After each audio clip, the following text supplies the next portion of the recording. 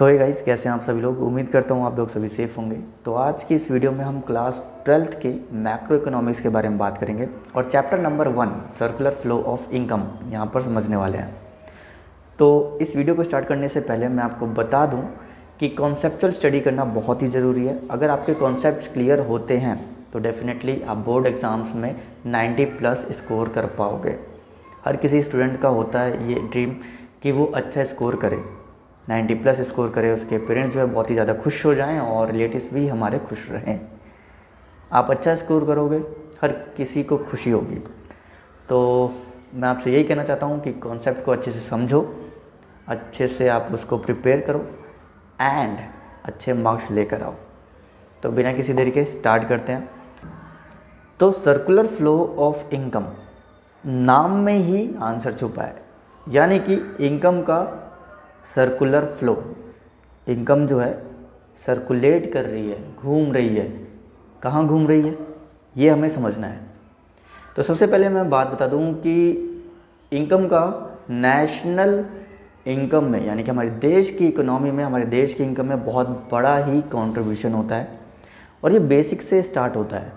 यानी कि जो हम पढ़ रहे हैं सर्कुलर फ्लो ऑफ इनकम, यहीं से स्टार्ट होगा और आगे हम बढ़ते जाएंगे नेशनल इनकम की तरफ, जो कि एक मोस्ट इम्पॉर्टेंट चैप्टर हो जाता है। एग्ज़ाम में उसके न्यूमेरिकल्स पूछे जाते हैं, कॉन्सेप्ट पूछे जाते हैं। तो यहीं से हम ये कॉन्सेप्ट को लेकर चलेंगे जिससे कि आगे आपको कोई परेशानी ना हो। तो यहाँ पर 2 सेक्टर इकोनॉमी के बारे में बात करेंगे हम। ये 2 सेक्टर इकोनॉमी है क्या? तो 2 सेक्टर इकोनॉमी में इंक्लूड होता है फर्म और हाउस होल्ड। यहाँ पर हम फर्म और हाउस होल्ड के बारे में बात करेंगे, किस तरीके से 2 सेक्टर इकोनॉमी बनाती हैं। तो यहाँ पर जो टोटल सर्कुलेशन ऑफ इनकम है वो डिपेंड करता है फैक्टर्स ऑफ प्रोडक्शन पर। फैक्टर ऑफ प्रोडक्शन एक प्रोडक्शन प्रोसेस है, ठीक है। प्रोडक्शन ऑफ प्रोसेस में क्या देखा जाता है? फैक्टर ऑफ प्रोडक्शन को। तो इस फैक्टर ऑफ प्रोडक्शन को समझने से पहले मैं आपको प्रोडक्शन के बारे में बता देता हूँ कि एक्चुअली में प्रोडक्शन होता क्या है। तो जैसे कि मेरे पास ये मोबाइल कवर है और इस मोबाइल कवर को मुझे बनाना है, ओके। ये मुझे बनाना है जिससे कि मैं इनकम सोर्स जनरेट कर सकूं। मेरे पास बहुत बड़ा बिजनेस एनवायरनमेंट हो और उस बिज़नेस में बहुत सारे एम्प्लॉयज़ जो हैं वो काम कर रहे हैं, ओके। तो इसको जो बनाना है, यानी कि इसका उत्पादन करना, ठीक है, प्रोडक्शन के लिए मुझे बहुत सारी चीज़ों की ज़रूरत पड़ेगी, ओके। तो इसको बनाने के लिए, ठीक है, यानी कि मैं इस फ़ोन कवर का प्रोडक्शन कर रहा हूँ, तो इसको बनाने के लिए मुझे फैक्टर्स ऑफ प्रोडक्शन चाहिए। और वो फैक्टर्स क्या क्या होते हैं? तो सबसे पहले उस फ़ोन कवर को बनाने के लिए मुझे क्या चाहिए? मुझे रॉ मटेरियल चाहिए होगा। मुझे क्या चाहिए? मुझे लेबर चाहिए होगी। मुझे क्या चाहिए? पैसा चाहिए होगा, कैपिटल चाहिए होगी। और उसको बेचने के लिए एक बड़ा सा मार्केट चाहिए होगा, ओके।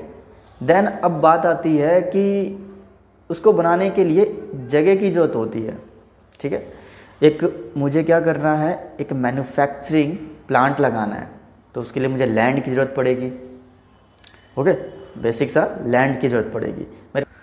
मेरे पास लैंड नहीं है तो मैं क्या करूँगा? उसको रेंट पर लूँगा। किससे लूँगा? जिसके पास ज़मीन होगी। जिसके पास ज़मीन होगी और उस ज़मीन का कुछ नहीं कर रहा है वो हाउस होल्ड कहलाएगा, ठीक है। यानी कि मैंने क्या लिया? हाउस होल्ड से वो ज़मीन ली, मैन्युफैक्चरिंग प्लांट लगाया और वहाँ पर प्रोडक्शन प्रोसेस स्टार्ट कर दिया। अब प्रोडक्शन प्रोसेस स्टार्ट करने के लिए मेरे पास रॉ मटेरियल आ गया। लेबर मैंने कहाँ से ली? वो भी हाउस होल्ड से ली, यानी कि हम ही लोग क्या करेंगे? उसमें काम करेंगे और पैसा भी हमारा होगा। तो there are 3 factors of production. First is land, labour and capital. और जब इन सब का प्रोडक्शन हो जाएगा तो हमारे पास एक फाइनल प्रोडक्ट निकल कर आ जाएगा, विच इज़ मोबाइल कवर। तो फाइनल प्रोडक्ट हमारे पास, तो इसको बेचने के लिए हमें मार्केट में उतरना पड़ेगा, यानी कि बहुत सारी कंपनियां होंगी जिनके पास जाकर ये प्रोडक्ट दिखाना होगा, उनको देना होगा, जिससे कि वो मार्केट में सप्लाई कर सकें। This is all known as production process. तो प्रोडक्शन प्रोसेस में मैंने आपको फैक्टर बता दिए, लैंड, लेबर एंड कैपिटल, इनकी ज़रूरत होती है। एंड इंटरप्राइजेस भी ले लेते हैं, क्योंकि मार्केट में हमें उतरना है तो कंपनियों के पास जाना है, उनसे सामान बिकवाना है, ओके। अब बात करते हैं हम कि ये जो सर्कुलर फ्लो हो रहा है, देखो बहुत अच्छे समझना, क्या किया हमने? ये फर्म है, फर्म और ये हाउस होल्ड। तो इस फर्म ने क्या किया, हाउस होल्ड से लैंड ली, ठीक है, ध्यान रखना, हाउस होल्ड से क्या लिया है, लैंड लिया, इन्हीं से ही लेबर ली है, कैपिटल हमने लगाया है। अब क्या होता है कि ये जब फाइनल प्रोडक्ट हमारे पास बनकर आया है, हमने हाउस होल्ड का ही यूज़ करके अब ये फाइनल प्रोडक्ट हाउस होल्ड को ही बेच रहे हैं। यानी कि ये मोबाइल कवर किसको बेच रहे हैं, हाउस होल्ड को, यानी आप लोगों को, जो कस्टमर हैं उसको हम बेच रहे हैं। वहाँ से इनकम जो जनरेट हो रही है वो हमारे पास आ रही है, ठीक है। अब हाउस होल्ड क्या कर रहा है, उसका कंजम्पशन कर रहा है, यानी कि उन पैसों को एक्सपेंस कर रहा है, खर्चा कर रहा है, वो हमारे पास आ रहा है। और वही इनकम हम फिर से किस पर लगा दे रहे हैं, ये गुड्स को बनाने में, ठीक है। इस दुनिया में ध्यान रखना, दो ही चीज़ें बिकती हैं, first is goods and services. इन दो चीज़ों के अलावा कुछ नहीं बिकती, गुड्स एंड सर्विसेज ही बिकेंगी। इस पूरी इकोनॉमी में हमारे पास दो ही चीज़ बेचने के लिए हैं, या तो हम गुड्स बेच देंगे या हम सर्विसेज बेच देंगे, ओके। तो यहाँ से हम क्या कर रहे हैं, हम गुड्स को बेच रहे हैं, वो हमें क्या प्रोवाइड कर रहे हैं, वो हमें प्रोवाइड करा रही हैं फैक्टर्स ऑफ प्रोडक्शन, और हम यहाँ से क्या कर रहे हैं, इनको गुड्स या सर्विसेज प्रोवाइड करवा रहे हैं, गुड्स एंड सर्विसेज प्रोवाइड करवा रहे हैं। उनकी रिक्वायरमेंट के अकॉर्डिंग वो क्या कर रहे हैं, फिर इसको कंज्यूम कर रहे हैं, फिर से उनको जरूरत पड़ रही है, हमारे पास आ रहे हैं। तो यानी कि इस तरीके से इनकम जो जनरेट हो रही है वो मार्केट में, और वो हमारे पास से सर्कुलेट हो रही है, यानी कि इनकम का फ्लो हो रहा है, सर्कुलेशन, ठीक। तो ये था basic concept of circular flow of income. तो इस नेक्स्ट जो कॉन्सेप्ट है वो है हमारा फेसेस, यानी कि कितने फेसेस होते हैं इनकम को सर्कुलेट करने के लिए। तो सबसे पहला जो फेस है वो है जनरेशन फेस, सेकंड जो फेस है वो डिस्ट्रीब्यूशन है, और थर्ड जो है वो डिस्पोजिशन है। तो यहाँ पर हम सबसे पहले लेते हैं जनरेशन फेस, यानी कि इनकम का जनरेशन कैसे होगा, कैसे बनेगी इनकम। तो बेसिक सा है यहाँ पर, गुड्स एंड सर्विसेज को प्रोड्यूस करने के लिए जब हम प्रोड्यूस करते हैं, जब हम प्रोडक्शन करते हैं, तो ये क्या होती है, इनकम को जनरेट करती है, ओके। बहुत ही सिंपल सा था। नेक्स्ट मैं बता दूं, डिस्ट्रीब्यूशन में क्या होता है कि हम जो रिसोर्सेज यूज़ कर रहे हैं, हमने लैंड यूज़ की है, उसके बदले में रेंट दे रहे हैं, जब हमने लेबर यूज़ की है उसके बदले में हम वेजेस दे रहे हैं, कोई इंटरेस्ट दे रहे हैं, कोई इन्वेस्टमेंट है, या कोई हमने पैसा लिया है, लोन लिया है, उस पर इंटरेस्ट दे रहे हैं। These are the distribution phases, okay.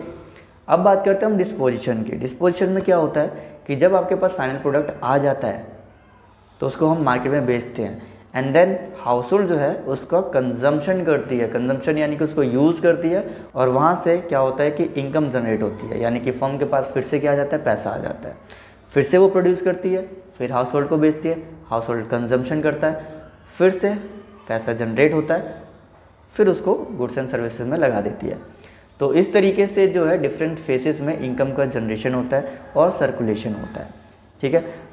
तो पहला फेज़ था यहाँ पर जनरेशन फेज़, सेकंड फेज़ था डिस्ट्रीब्यूशन, एंड थर्ड फेज़ था डिस्पोजिशन। एंड आई होप आप लोग को बहुत अच्छे से क्लियर हो गया होगा। तो जल्दी से एक बार फिर से मैं आपको इन तीनों फेसेस के बारे में बता देता हूँ। पहला फेज़ होता है जनरेशन फेज़, जिसमें हम इनकम को जनरेट करते हैं। दूसरा फेज़ होता है डिस्ट्रीब्यूशन फेज़, जो भी रिसोर्सेज हम यूज़ कर रहे हैं उसके बदले में हम रेंट, वेजेस या फिर इंटरेस्ट पे कर रहे हैं। लास्ट है हमारा डिस्पोजिशन फेज, जिसमें क्या होता है कि हाउस होल्ड जो है कंज्यूम करता है गुड्स एंड सर्विसेज को, और उसके बदले में फर्म को क्या मिलती है, इनकम मिलती है। फिर से वो फर्म क्या करता है, इनकम को यूज़ करता है और फिर से production of goods and services, okay. तो यहाँ पर जो ये तीनों फेसेस है अपने आप में ही बहुत बड़ा रोल है इनका, तो इस कॉन्सेप्ट को ध्यान रखना। सो आई होप गाइज आप लोग को ये दोनों कॉन्सेप्ट जो हैं बहुत अच्छे से क्लियर हो गया होगा। अब मैं बात करूंगा बहुत ही इंपॉर्टेंट कॉन्सेप्ट के बारे में, और अक्सर इसके बेस पर जो है क्वेश्चन एग्जाम में पूछा जाता है। नेक्स्ट मैं बात करूंगा स्टॉक एंड फ्लो के बारे में। बहुत ही अच्छे से समझना, एक बार कॉन्सेप्ट क्लियर हो जाएगा तो डेफिनेटली आपको लिखने में आसानी होगी एग्ज़ाम में। आप नहीं चूकेंगे लिखने से, आपके डेफिनेटली 90+ स्कोर करना ही है, तो कॉन्सेप्ट क्लियर करना है। सो गाइस नेक्स्ट जो कॉन्सेप्ट है वो बहुत ही ज़्यादा इंपॉर्टेंट है, अक्सर एग्ज़ाम में इसके क्वेश्चंस पूछे जाते हैं, और एक बार कॉन्सेप्ट क्लियर हो गया तो डेफिनेटली आप एग्ज़ाम में सॉल्व कर पाएंगे इस क्वेश्चन को, और 90+ स्कोर करने से कोई नहीं रोक सकता। एक बार कॉन्सेप्ट क्लियर है तो क्वेश्चंस तो कैसा भी आ जाए उसको हम सॉल्व कर लेंगे। तो क्या होता है स्टॉक और क्या होता है फ्लो, यहाँ पर हम समझेंगे, लेकिन उससे पहले मैं आपको एक एग्जाम्पल समझा दूँ, क्योंकि एग्जाम्पल क्लियर तो कॉन्सेप्ट क्लियर, डेफिनेशन क्लियर हो जाएंगी। तो सपोज़ कि मेरी एक स्टेशनरी की शॉप है, और मेरे पास आज की डेट में यानी कि 1 जुलाई को 1,00,000 नोटबुक्स हैं। तो यहाँ पर नोट करना कि मैंने क्या कहा, मैंने कहा कि 1 जुलाई को 1,00,000 जो है नोटबुक्स हैं। ओके, एक और मैं सेंटेंस बोल रहा हूँ, ध्यान से सुनना। मैंने कहा कि लास्ट वीक जो मेरे पास नोटबुक्स थी वो 1,50,000 थी। दोबारा सुनो, मैंने कहा कि लास्ट वीक जो मेरे पास नोटबुक थी वो 1,50,000 थी। दोनों में डिफरेंस है, दोनों में डिफरेंस है। कमेंट में बताइए क्या डिफरेंस है, जिसको मालूम है वो ज़रूर बताएं। तो यहाँ पर मैं आपको क्लियर कर देता हूँ कि मैंने यहाँ एक पॉइंट ऑफ टाइम लिया और एक पीरियड ऑफ टाइम लिया।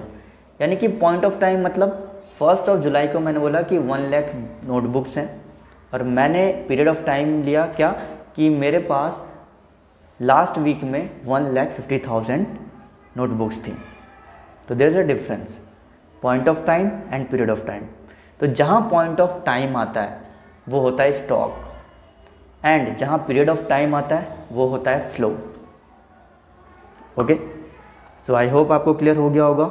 एक और एग्जांपल लेते हैं।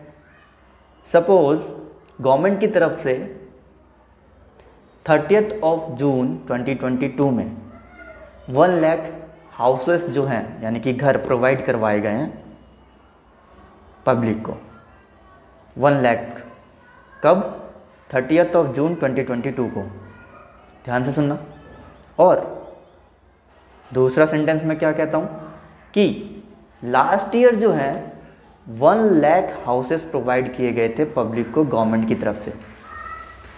देयर इज़ टू डिफरेंस, वहाँ पर डेट मेंशन हो रही है, यहाँ पर ईयर मेंशन हो रहा है, यानी period of time and point of time. तो पॉइंट ऑफ टाइम हमारा स्टॉक हो गया, पीरियड ऑफ टाइम हमारा फ्लो हो गया। तो स्टॉक क्या हुआ, जो मैंने 30 जून 2022 कहा, स्टॉक को रिफ़र करता है, और यहाँ पर लास्ट ईयर जो है वो प्रेजेंट करता है किसको? फ्लो को।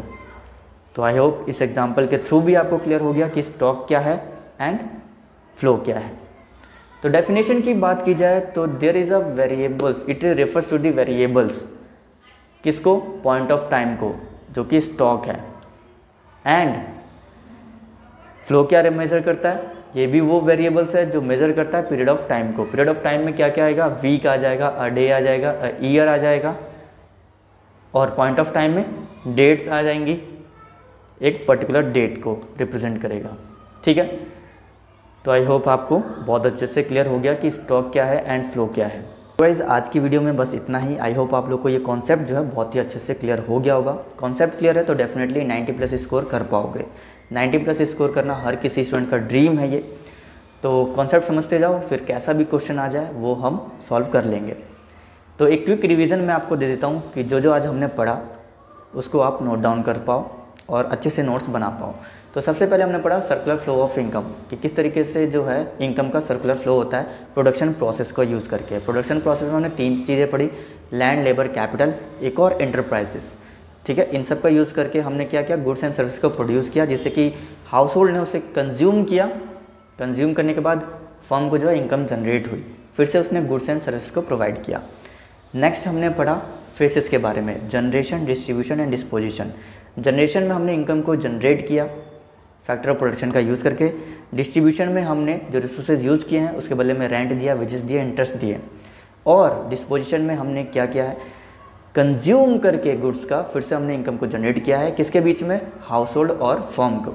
हाउस होल्ड और फर्म की बात कर रहे हैं तो यहाँ पर 2 सेक्टर इकोनॉमिक आ जाती है, ये ध्यान रखना।